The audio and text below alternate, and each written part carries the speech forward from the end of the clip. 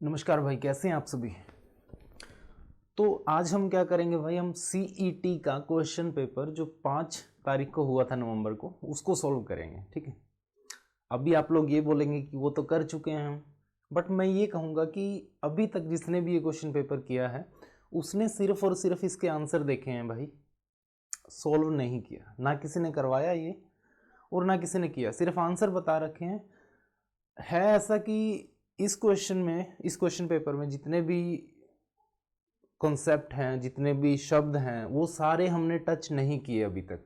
हमने अभी तक क्या किया कि क्वेश्चन देखा, उसका आंसर देखा और हो गया। बट उसमें से सीखने वाला बहुत कुछ है जो अभी भी बाकी है हमारे पास।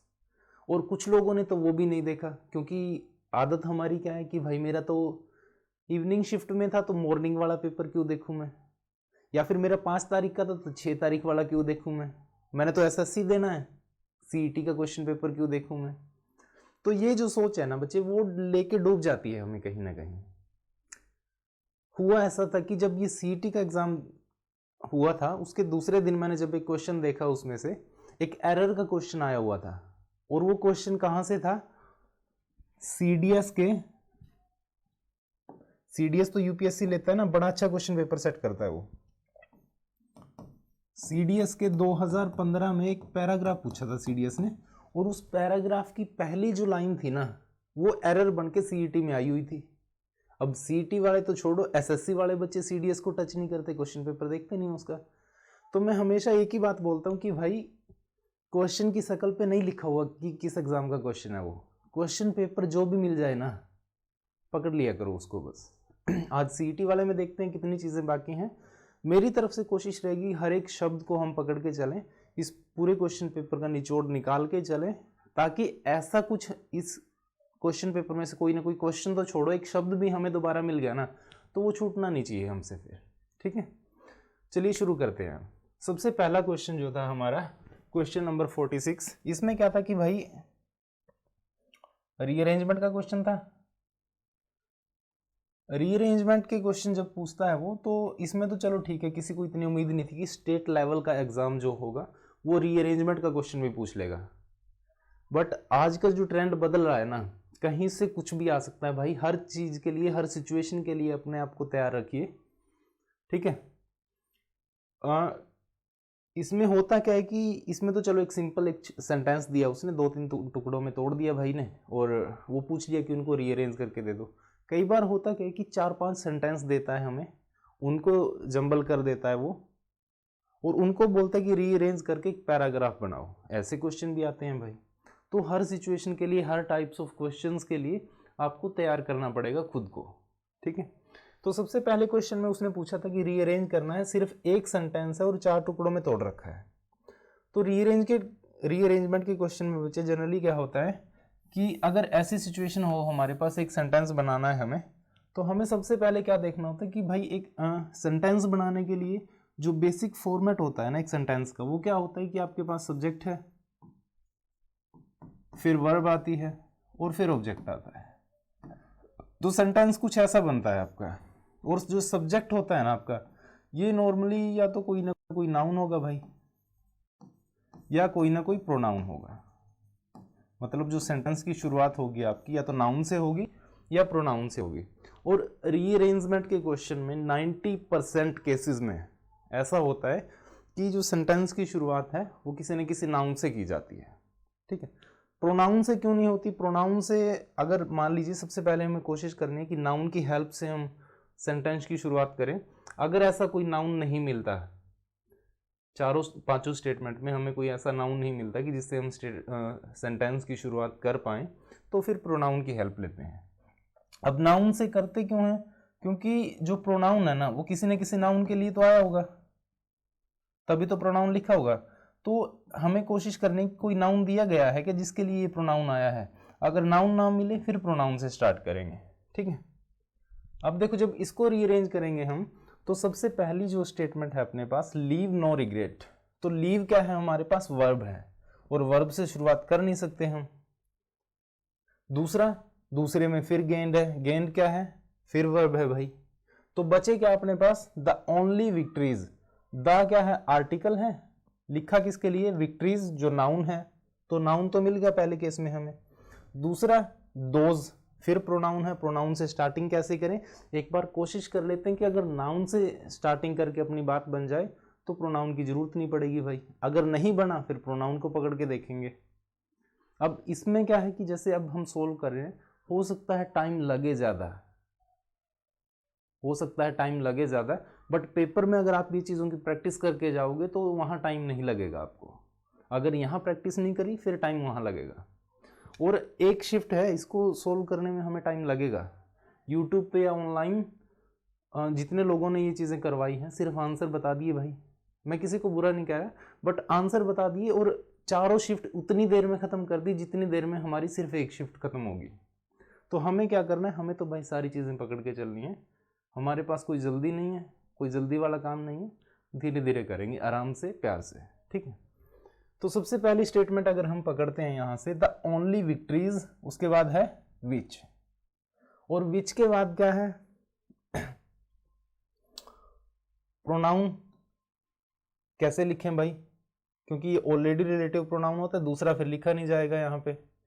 और गेंड की बात करेंगे तो the only victories which gained, यहाँ पे लिख दिया, मान लीजिए कि ये आ गया शब्द हमने लिख लिया, ये वर्ब लिख लिया यहाँ पे, तो विक्ट्री थोड़ी गेन कर लेंगी भाई कुछ ना कुछ, समझ रहे हो। कोई मान लीजिए हमने विक्ट्री क्या होता है, जीत होती है, जीत प्राप्त कर ली, किसी ने तो करी होगी ना, अब जीत खुद थोड़ी किसी चीज को प्राप्त कर लेगी, तो विक्ट्रीज आर गेंड अगर पैसिव में होता तो चल जाता है ये। अब सीधा विक्ट्रीज के बाद गेंड लिखोगे तो इलॉजिकल होगा भाई। दूसरा जो क्यू ऑप्शन है, आर के बाद ये आ नहीं सकता है, तो उसके बाद हमें करना क्या पड़ेगा, the only victories which leave no regret are, ठीक है। इसके बाद कुछ लिखना पड़ेगा, आर प्लूरल वर्ब है और जो दोज है हमारे पास ये प्लूरल प्रोनाउन है, इसको रखने की कोशिश करेंगे तो क्या होगा हमारे पास, the only victories which leave no regret are those which are, अब इसके बाद गेंड आ सकता है, विच आर गेंड, जिनको गेन किया जा सकता है ओवर इग्नोरेंस। तो ये जो फॉर्मूला होगा हमारा बिल्कुल फिट बैठेगा इस सिचुएशन में, कि स्टार्टिंग कहाँ से होगी हमारी, आर से। हो सकता है आर से स्टार्टिंग करेंगे तो हमारे पास सिर्फ एक ही ऑप्शन बचता है, और इसी की हेल्प से हम आर को पकड़ेंगे, फिर पी को फिट बैठाएंगे, फिर एस को बैठाएंगे, फिर क्यू को भी इसमें अरेंज करेंगे। ये करके देखेंगे तो शायद हमारा इजी और हो जाए भाई। एक बार हमें स्टार्टिंग की स्टेटमेंट मिल गई, उसके बाद उसके अकॉर्डिंग जो पढ़े हैं उनको रख के देख लो, क्या आपका आंसर मिल जाए आपको। और हुआ भी ऐसा ही कि स्टार्टिंग करी हमने आर से, the only victories which leave no regret are those which are gained over ignorance, बिल्कुल सही बनेगा आपका ऑप्शन नंबर 4। अच्छा, ये चीज़ अभी हो सकता है किसी को अजीब लगे, बट जैसे जैसे आप प्रैक्टिस करोगे इन चीज़ों की, थोड़ा थोड़ा टाइम लेके सब क्लियर हो जाएंगे, बट कोशिश करनी है कि प्रैक्टिस करनी है फिर। उसके बाद देखिए क्वेश्चन नंबर 47 में क्या कहा गया भाई, choose the alternative which best expresses the given sentence in the active voice में। अब पैसिव में दे रखा है, एक्टिव में बताना है, it is being red by us. अब यहां पे देखिए इज क्या है, प्रेजेंट है भाई, और बीइंग क्या है, कॉन्टिन्यूस है। जहां पे प्रेजेंट कॉन्टिन्यूस टेंस पड़ा होगा एक्टिव वॉइस में, वो मेरा आंसर आ जाएगा, ठीक है। एक्टिव वॉइस और पैसिव वॉइस एक बार तो पढ़ने पड़ेंगे आपको डिटेल में, बट यकीन कीजिए मेरा कि 3 सेकंड से ज्यादा नहीं लगते इन क्वेश्चन को सोल्व करने में, अगर आपने ढंग से पढ़े हैं तो। अब प्रेजेंट कॉन्टिन्यूस में देखूंगा तो कैन रीड में प्रेजेंट कॉन्टिन्यूस नहीं है, हैव टू रेड में नहीं है, आर रीडिंग यहाँ पे प्रेजेंट कॉन्टिन्यूस है, और ये आंसर आ जाएगा मेरा। ज़्यादा दिमाग खपाने की जरूरत है ही नहीं मुझे इसमें, ठीक है। उसके बाद देखिए भाई क्वेश्चन नंबर 48 में क्या कहा गया उसने, read the sentence to find out whether there is any grammatical mistake. Error निकालना है, सीधी सी बात है, ठीक है। क्या कहा उसने, the scientist was seemed to be excited over the result of his experiment. अब देखो बच्चे, जो वाज सीम्ड लिखा हुआ है ना इसने, ये पैसिव है, ठीक है, पैसिव है। अब जो साइंटिस्ट थे जो एक भी आदमी था जो साइंटिस्ट था, वो उसके रिजल्ट पे, एक्सपेरिमेंट के रिजल्ट पर एक्साइटेड दिख रहा था, ना कि वो मेरे द्वारा या किसी और के द्वारा एक्साइटेड देखा गया। पैसिव में तो क्या होगा कि वो देखा गया, अब किसी के द्वारा देखा नहीं गया भाई, वो एक्सपेरिमेंट के रिजल्ट पे एक्साइटेड दिख रहा था।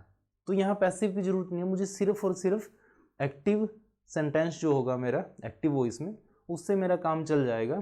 तो एरर क्या हुआ था इस केस में, वाज सीम्ड में से वाज कटेगा, सीम्ड जो है वर्ब की सेकंड फॉर्म, खाली काम चला देगी अपना।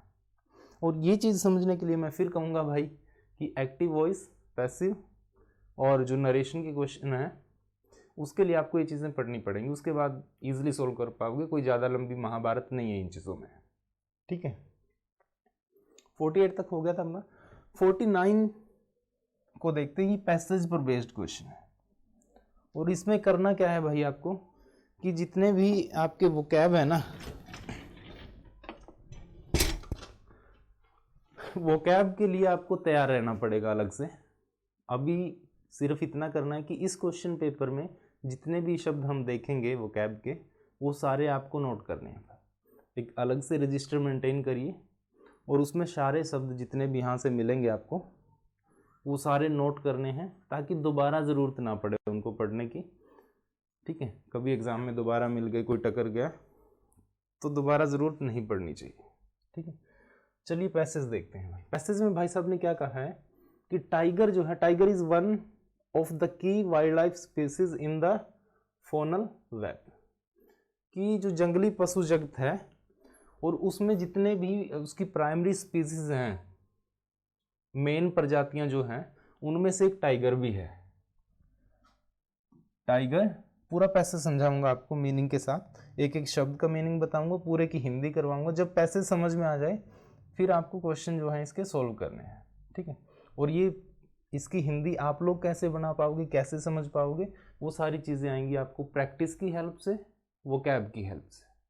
ठीक है, तो सबसे पहला जो सेंटेंस था अपने पास, पहली जो लाइन थी उसमें कहा गया कि टाइगर क्या है, one of the key wild life species in the funnel web. Funnel web क्या है, पशु जाल बोल सकते हो आप इसको, पशु जगत बोल सकते हो, जो जंगल में रहते हैं वो वाले। फोनल यहाँ पे एक एडजेक्टिव है भाई,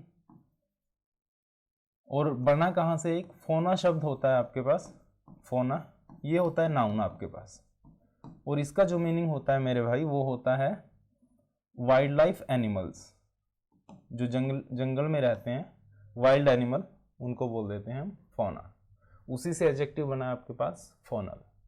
और दूसरा प्यारा शब्द जो इसने यूज किया है वो है स्पीसीज। इसका जो मीनिंग होता है मेरे भाई वो होता है प्रजाति। हिंदी में देख लेना आप कैसे लिखते हो, प्रजाति या प्रजातियां, है ना। हिंदी में हमारे पास दो शब्द हैं इसके लिए, प्रजाति सिंगुलर है, प्रजातियां जो है वो प्लूरल है। बट हिंदी एक अलग लैंग्वेज है, इंग्लिश एक अलग लैंग्वेज है भाई। इंग्लिश के पास सिर्फ और सिर्फ एक शब्द है, वो है स्पीसीज, और दोनों तरीके से यही काम आता है, चाहे आपको सिंगुलर की जरूरत पड़े तब भी स्पीसीज होता है, और प्लूरल शब्द की रिक्वायरमेंट हो तब भी स्पीसीज होता है। ठीक है, इसके जैसे दो शब्द और हैं, नोट कर लेना इन चीज़ों को, जिसको भी नहीं पता ना नोट कर लेना भाई, ऐसा ना हो कि बाद में आपने कहीं पढ़े फिर दिमाग में आए कि देखे तो हैं कहीं पे बट मीनिंग नहीं पता। ठीक, तो ऐसे जो शब्द काफ़ी हैं, जब नाउन पढ़ेंगे हम तब देखेंगे इन चीज़ों को, बट फिलहाल इतना नोट कर लीजिए, जो शीप होता है ना आपके पास एक शब्द शीप, और एक होता है डियर, ये दोनों शब्द भी ऐसे ही हैं, सिंगुलर की रिक्वायरमेंट हो तब भी शीप, प्लूरल की रिक्वायरमेंट हो तब भी शीप, सिंगुलर की रिक्वायरमेंट हो तब भी डियर, और एक से ज़्यादा हो तब भी डियर। ठीक है, टाइगर क्या है, जो प्रजातियां हैं पशु जगत की, जंगल वाले की, उनमें से जो मेन है, उन जितनी भी मेन है उनमें से एक टाइगर भी है। पहली लाइन ये थी अपनी। उसके बाद क्या है दूसरी में, 1973 में क्या हुआ, the authorities realized that the tiger population, 1973 में अथॉरिटीज को रियलाइज हुआ कि जो टाइगर पॉपुलेशन है हैड dwindled वेरी फास्ट। अब देखो इसका मीनिंग क्या है कि जो टाइगर की पॉपुलेशन थी 1973 में अथॉरिटीज को रियलाइज हुआ था, जो वो ये हुआ था कि जो टाइगर की पॉपुलेशन है ना वो एकदम तेजी से कम हुई थी। 1973 में तो रियलाइज हुआ था, बट कम कब हुई थी? 1973 से पहले एकदम से कम हुई थी। जो डिविंडल शब्द है ना आपका, हैड डिविंडल, डिविंडल का मतलब होता है डिमिनिश। नहीं समझ आया? डिमिनिश और डिविंडल सेम ही तो है ना, उसका मीनिंग पता था ना इसका पता। चलो एक शब्द और देखो, डिक्रीज तो सुना होगा आपने, हाँ ये तो सुना है, बस यही मीनिंग होता है भाई। डिक्रीज, डिमिनिश और डिविंडल तीनों सेम शब्द हैं, तीनों का मतलब है कम होना।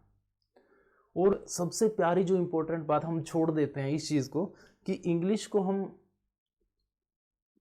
जीते नहीं हैं, बस पढ़ लेते हैं, लाइन पढ़ ली, कभी जी के देखो इस चीज को ना कि कितना प्यारा उसने यूज किया है। रियलाइज जो थी वर्ब की सेकंड फॉर्म थी, और यहाँ पे हैड डिविंडल्ड, हैड डिविंडल क्या यूज किया भाई ने?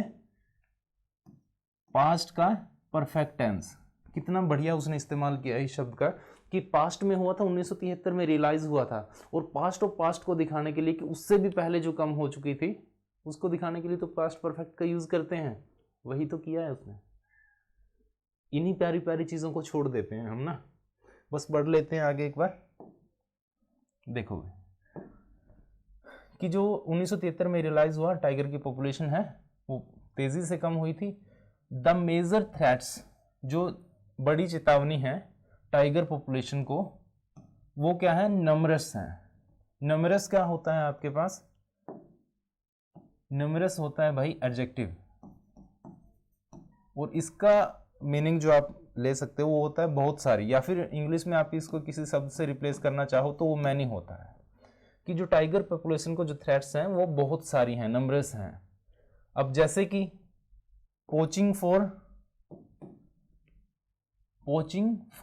ट्रेड। पोचिंग क्या होता है भाई? एक नया शब्द आपके पास फिर आया, ये नोट करने हैं भाई, सारे के सारे शब्द जो मैं पढ़ा रहा हूं नोट करने हैं, ठीक है। पोचिंग क्या होता है कि शिकार बोल देते हो हिंदी में, या फिर इंग्लिश में कहोगे तो इलीगल हंटिंग। हिंदी में कहोगे तो शिकार, और इंग्लिश में कहोगे तो इलीगल हंट। सिर्फ इतना छोड़ दो इसको। तो जो उसको समस्याएं हैं टाइगर की पॉपुलेशन को, वो क्या क्या हैं? कि शिकार हो रहा है भाई बिजनेस के लिए उसका। श्रिंकिंग हैबिटेट, श्रिंक क्या होता है? सिकुड़ना किसी चीज का, या फिर आप बोल सकते हो कम होना किसी चीज का। श्रिंकिंग हैबिटेट, हैबिटेट क्या होता है? कि जो नेचुरल आवास या रहने के लिए जो जगह प्रोवाइड की जाती है नेचर द्वारा, प्रकृति द्वारा, वो चीज है वो कम हो रही है। टाइगर पॉपुलेशन को खतरे क्या है?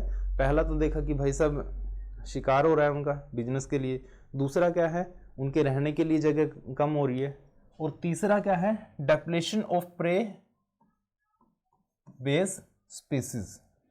डेप्लेशन को देखते हैं सबसे पहले। डेप्लेशन इसी कैटेगरी का शब्द है, डिमिनिश, डिक्रीज, डिविंडल और डेप्लेशन। इसका मतलब भी क्या है? कम होना। डेप्लेशन का मतलब भी क्या है? कम होना। Depletion of prey based species. Prey based species कौन सी होती हैं? जंगल में दो तरह के होते हैं, शायद हिंदी में या फिर आपने साइंस में ये चीज पढ़ी होगी, हिंदी में कह रहा हूँ, साइंस में ये चीज पढ़ी होगी कि एक तो ऐसे स्पीसीज होती हैं जो शिकार करती हैं, एक वो है जिनका शिकार होता है।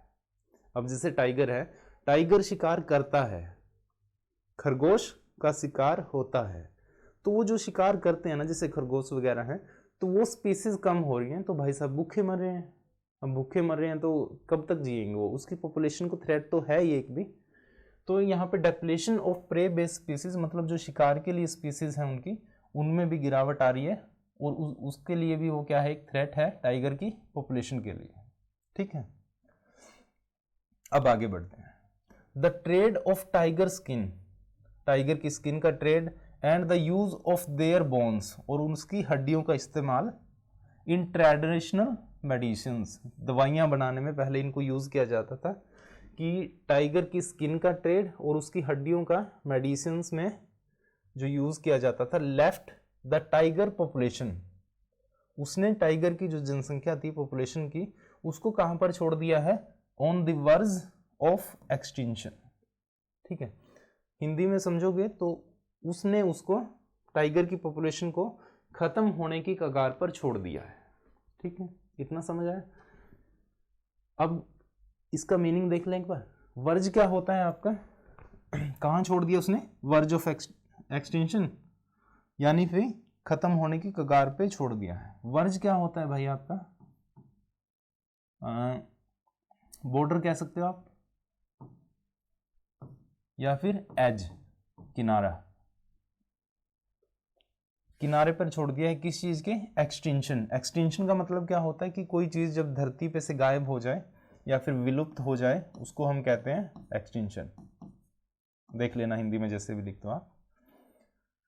ठीक है, टाइगर की स्किन का ट्रेड और उसकी हड्डियों का मेडिसिन्स में जो यूज किया जाता था, उसने टाइगर पॉपुलेशन को खत्म होने की कगार पे छोड़ दिया है।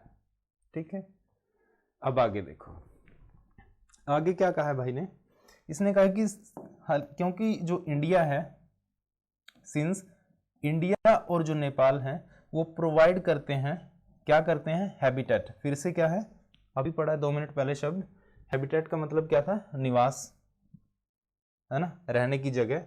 इंडिया और नेपाल जो प्रोवाइड करते हैं निवास किसको, about 2/3 of the surviving tiger population in the world, कि जितनी भी जिंदा जो टाइगर हैं पूरी दुनिया में, उसका जो 2/3 है, 2/3 है, उसको रहने की जगह सिर्फ इंडिया और नेपाल में प्रोवाइड की गई है। ठीक है, वेस्ट बंगाल वाली साइड आपने सुना हुई चीजें, तो इंडिया ने और नेपाल ने प्रोवाइड करवा दी भाई, 2/3 जो पॉपुलेशन थी उसको रहने की जगह प्रोवाइड करवा दी। तो देज टू नेशंस बिकेम वर्ब की सेकंड फॉर्म पास्ट को दिखा रहा है भाई। इस चीज का ध्यान रखना, कई बार एग्जाम में एक एरर भी आया था, बिकेम का बिकम कर दिया था और पढ़ने में फ्लो में सही लगा, बट एरर था उसमें। ठीक है, तो अब यहां देखेंगे तो पास्ट की बात है कि ये जो 2 नेशन थे वो बन गए थे प्राइम टारगेट। प्राइम टारगेट आप समझ चुके होंगे, इसका बताने की जरूरत नहीं है मुझे, for the poaching and illegal trading, कि शिकार वहीं तो करेंगे लोग जब जहां उनको पता होगा कि यहाँ पे टाइगर ज्यादा रहते हैं। तो इंडिया और नेपाल ने ज्यादा जगह प्रोवाइड करी उनको, 2/3 पॉपुलेशन को, तो ये दोनों सेंटर बन गए कि भाई यहाँ पे आके हम शिकार करेंगे, यहाँ पे आके ट्रेड करेंगे। प्राइम टारगेट बन गए थे दोनों के दोनों देश। उसके बाद क्या है, project tiger, one of the well publicised wild life campaign in the world was launched in 1973।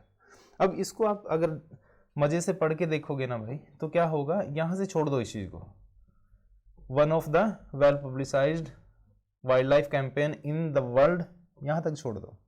Project tiger, main तो ये कह रहा है कि project tiger was launched in 1973। तो ये क्या है, ये क्लोज है आपके पास, कौन सी, एडजेक्टिव क्लोज। ठीक है, एडजेक्टिव क्लोज क्या बता रही है, प्रोजेक्ट टाइगर के बारे में, कौन सा था प्रोजेक्ट टाइगर कि जो लॉन्च किया गया था, नहीं 1973 में तो लॉन्च किया गया था। एडजेक्टिव क्लोज आपको क्या बता रही है कि one of the well publicised, जो अच्छी तरह से पब्लिसाइज किया गया था जिस चीज को, जो उनसे कैंपेन को पूरी दुनिया में। ठीक है, उसके बाद देखो कि इन इंडिया में tiger conservation has been viewed, tiger conservation का मतलब होता है संरक्षण करना, किसी चीज को सेफगार्ड करना, बचा के रखना। ठीक है, इंडिया में जो है टाइगर कंजर्वेशन को ना कि सिर्फ ऐसे देखा गया है कि एक कोशिश है कि जो स्पेसीज खत्म हो रही हैं, एंडेंजर्ड स्पेसीज जो खतरे में हैं, उनको बचाना है। ये क्या कह रहा है कि इंडिया में टाइगर कंजर्वेशन को सिर्फ ऐसे नहीं देखा गया कि जो स्पेसीज खतरे में हैं सिर्फ उनको बचाना है, बट आल्सो, बल्कि ऐसा भी है कि हमने क्या करना है, but also as a mean of preserving biotypes of sizable magnitude, कि जो बड़े लेवल पर, एक अच्छे लेवल पर बायोटाइप्स हैं उनको भी प्रिजर्व करना है, मतलब बचा के रखना है। ठीक है, ये इसकी हिंदी थी भाई अभी तक की। और इसमें एक सबसे बढ़िया प्यारी सी चीज आप और देखोगे तो वो है एंडेंजर्ड। एंडेंजर्ड क्या होता है, एक शब्द होता है आपके पास डेंजर, पता होगा सबको। ठीक है, डेंजर क्या है, नाउन है भाई। और जब कभी भी मैक्सिमम केसेस में ऐसा होता है कि किसी न किसी नाउन या एडजेक्टिव के आगे या पीछे प्रीफिक्स या सफिक्स हम en को कर देते हैं तो वो वर्ब बन जाती है। ठीक है, जो डेंजर नाउन था, एंडेंजर जो था आपके पास, ये वर्ब बन गई, और इस वर्ब की जो वर्ब थर्ड फॉर्म थी एंडेंजर्ड, वो यहाँ पे वर्ब की थर्ड फॉर्म एडजेक्टिव की तरह यूज हो जाती है, वो एडजेक्टिव की तरह यूज की गई है। अब जिसको ये चीज़ ना समझ आई हो, आप एक बार सिलेबस कंप्लीट कर लो इंग्लिश का, उसके बाद कुछ नहीं है, बिल्कुल छोटी छोटी चीज़ें हैं। पैसेज को पढ़ने में हमने टाइम लगाया क्योंकि हमें जल्दी नहीं थी कुछ भी, एग्जाम में नहीं बैठे, तसल्ली से सोल्व करना है। एक बार आपने खुद भी करके देखना है इसको, मीनिंग आपको सारे पता चल गए हैं इसके, खुद भी कोशिश करके देखना कि हिंदी बनानी कैसे है। 2 बार 3 बार ट्राई करना, फिर नए नए छोटे छोटे जो हल्के हल्के से पैसेज होंगे फिर उनको सोल्व करने की कोशिश करना। ठीक है, अब आ जाओ क्वेश्चन पे। इसके क्वेश्चन क्या है, सबसे पहला क्वेश्चन है इसमें 49, हमें क्या बताना, एंटोनिम बताना है लीगल का। बिल्कुल आसान है, चाहे पैसेज में दिया भी ना हो। लीगल का जो अपोजिट होता है आपके पास वो इलीगल होता है भाई। ठीक है, पहला ऑप्शन था आपका।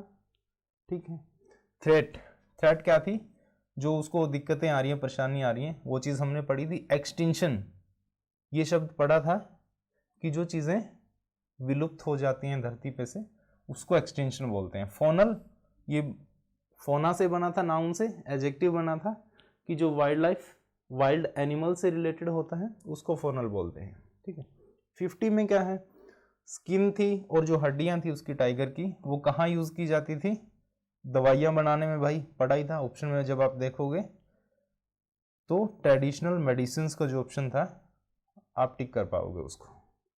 51 में क्या है, जो मेजर थ्रेट है टाइगर पॉपुलेशन को, वो क्या है, पोचिंग फॉर ट्रेड था उसमें, है ना, बिजनेस के लिए, व्यापार के लिए उसका शिकार करना, ऑप्शन आया था। इंडस्ट्रियलाइजेशन का कहीं जिक्र नहीं था हमारे पास, टाइगर रिजर्व का कोई जिक्र नहीं था, गवर्नमेंट की पॉलिसी क्या थी इसका कोई जिक्र नहीं था उसमें। ठीक है, 51 तक हो गए हैं हमारे। उसके बाद 52 देखो भाई, 52 में क्या है, एक अंडरलाइन किए गए हैं 3 शब्द, हमने बताना है कि उसको रिप्लेस करके किस चीज़ से हम लिख सकते हैं। इसके लिए आपकी ग्रामर स्ट्रॉन्ग होनी चाहिए, आपको ये चीज़ें बस हल्की से लगनी चाहिए, क्या एडजेक्टिव है, क्या एडवर्ब है, कहाँ कैसे यूज़ की जाती हैं, कैसे नाउन यूज़ होते हैं। अगर आपने ये सारी चीज़ें पढ़ी हैं तो इसमें कुछ नहीं है, ये बिल्कुल आसान है। ठीक है, अब आप इस चीज़ को देखोगे तो she showed courage in advocating policies which were not common acceptability then. ठीक है क्या इसमें कॉमन जो है आपके पास एडजेक्टिव है और एक्सेप्टेबिलिटी नाउन है, और नाउन से पहले एडजेक्टिव लिखे जाते हैं, सही तो वही है, बट ग्रामेटिकली सही है। इसकी सेंस देखोगे आप, सेंस कुछ भी नहीं आ रही, इस सेंटेंस की कोई सेंस नहीं आ रही निकल के। बट एक सेंटेंस तभी होता है मेरे भाई जब उसकी सेंस भी सही हो और ग्रामेटिकली भी करेक्ट हो। ठीक है, तो उसके लिए हम देखते हैं कि ग्रामेटिकली तो शायद करेक्ट हो ये, बट सेंस तो नहीं आ रही, तो हमें क्या करना पड़ेगा इसका, 1 मिनट दीजिए भाई।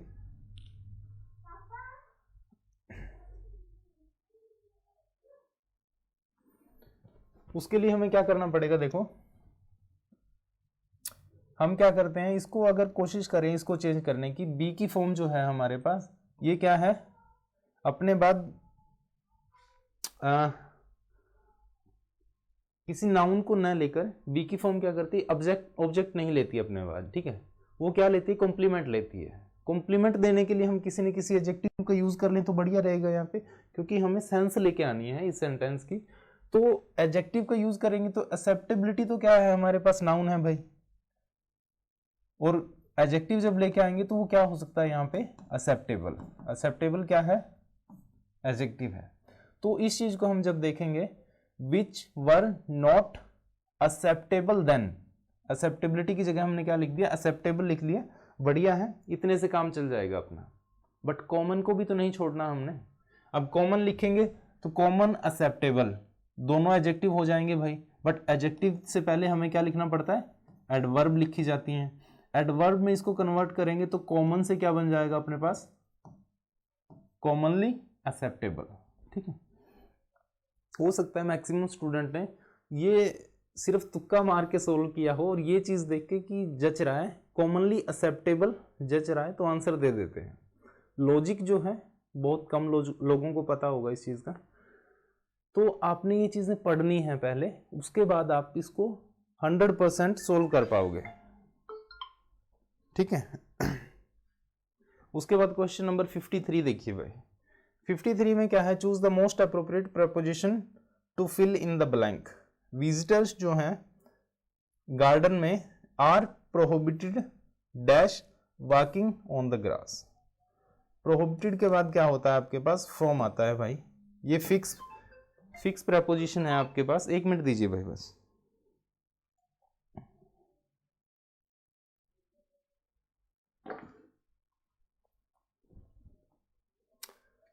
ये फोन भी ना कई बार डिस्टर्ब कर देता है, चीज़ें काम कम आती हैं, इस टाइम डिस्टर्बेंस जो है वो ज़्यादा होती है, ठीक।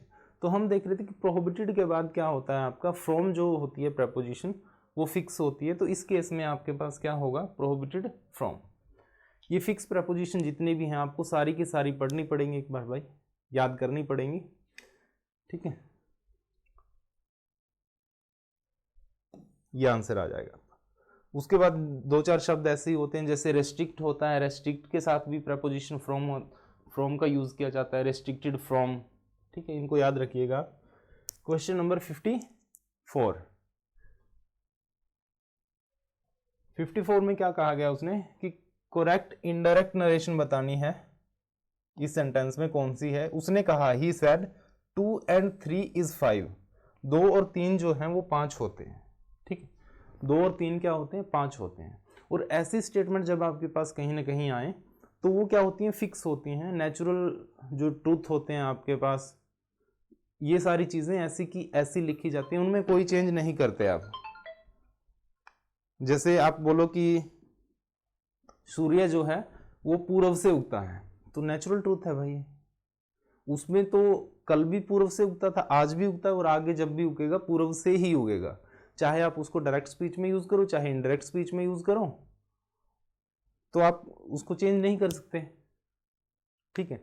तो ठीक ऐसी ही स्टेटमेंट है आपके पास एक ऐसी कि उसने कहा कि 2 और 3 जो है वो 5 होते हैं। 2 और 3 5 कल भी थे, आज भी हैं और परसों भी रहेंगे भाई। ऐसा नहीं है कि कल 2 और 3 5 थे, आज 6 हो गए, परसों 7 हो जाएंगे, नहीं, फिक्स हैं ये चीज़ें। और जब ऐसी चीज़ें आपके पास कभी डायरेक्ट से इनडायरेक्ट में आए तो आपको कोई भी छेड़छाड़ उनके साथ नहीं करनी है, सीधी ऐसी की ऐसी उठाओ और नीचे लिख दो उनमें एक बार, ठीक है। तो इसमें आप क्या करोगे मेरे भाई,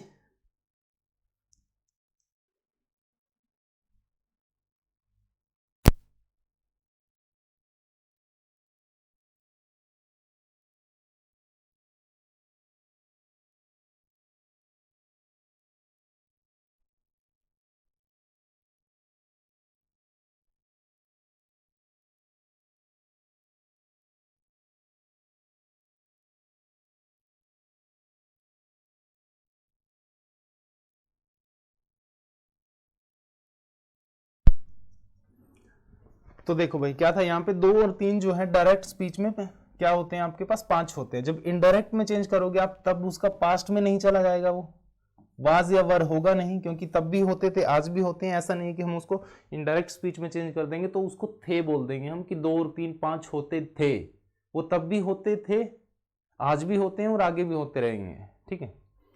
तो उसके लिए आपको क्या करना पड़ेगा, 2 and 3 आर होगा नहीं, क्योंकि उसने भाई साहब ने इज का यूज किया है, तो प्लूरल हम कर नहीं सकते उसको, सिर्फ इज का इज रहने देंगे।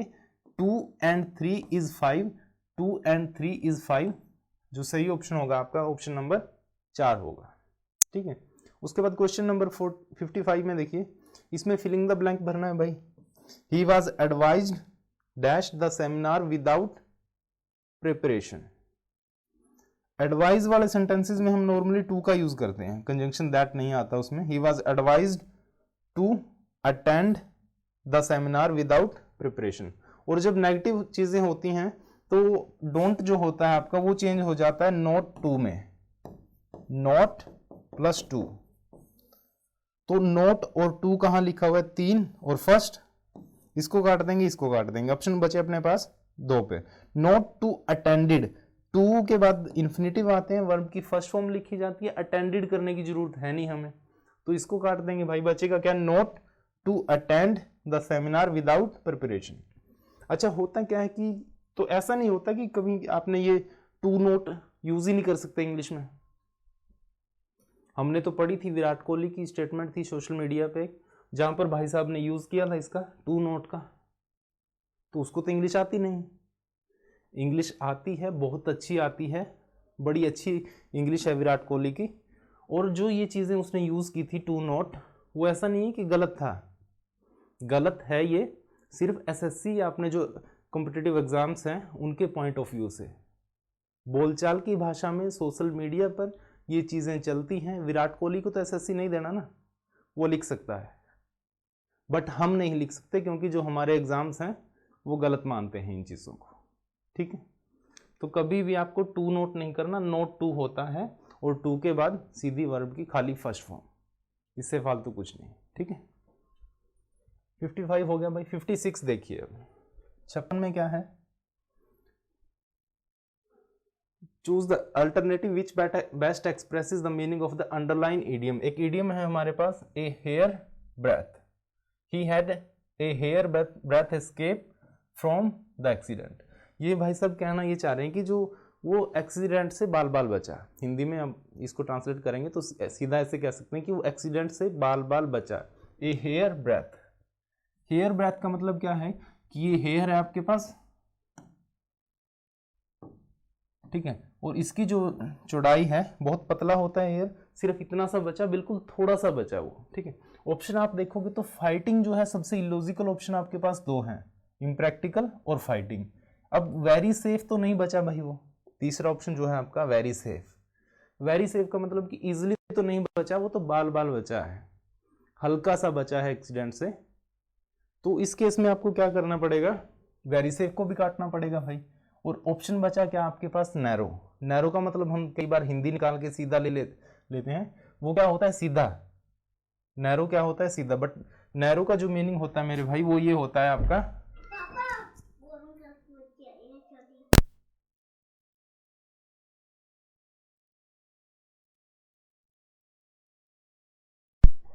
तो नैरो का जो मीनिंग होता है भाई, आप इंग्लिश में देखोगे एक बार तो होता है of small width in relation to length.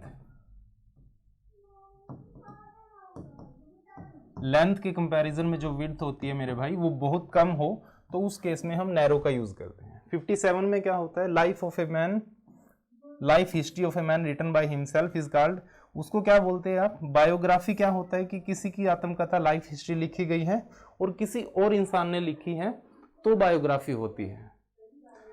और जब किसी ने किसी इंसान की लाइफ हिस्ट्री हो और उसने खुद ही लिखी हो तो ऑटोबायोग्राफी होती है। कि जब लाइफ हिस्ट्री किसी भी इंसान की उसने खुद लिखी हो, ऑटोबायोग्राफी बोलते हैं उसको। कैलीग्राफी क्या होता है, कैलीग्राफी होता है आपके पास आर्ट ऑफ ब्यूटीफुल हैंडराइटिंग, कि अच्छे शब्द लिखना, अच्छी अच्छी राइटिंग लिखना, उसको हम कैलीग्राफी बोल देते हैं।